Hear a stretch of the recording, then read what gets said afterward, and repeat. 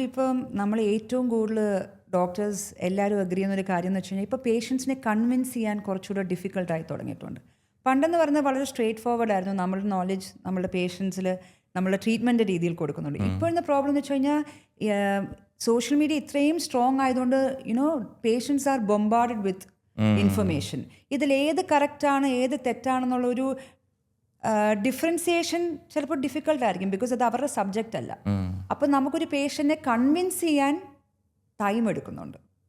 കാരണം ഇതാണ് ശരി എന്നുള്ളത്. കാരണം അവരുടെ ബാക്ക്ഗ്രൗണ്ടിൽ ഇവർ ഇത്രയോ വീഡിയോസ് കണ്ടിട്ടായിരിക്കും വരുന്നത്.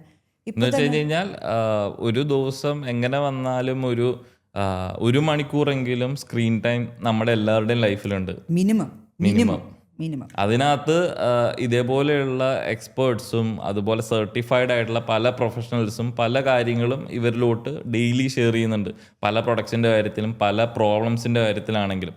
അപ്പോൾ നിങ്ങളെ സംബന്ധിച്ച് വരുന്നത് വെച്ച് കഴിഞ്ഞാൽ ഒരു ലോഡഡ് ഇൻഫോർമേഷനുമായിട്ടാണ് ഒരു പേഷ്യൻറ്റ് കൺസൾട്ട് ചെയ്യാൻ വരുന്നത്, അതിൻ്റെ കൂടെ അവരുടെ ബൈസ്റ്റാൻഡർ. എക്സാക്ട്ലി.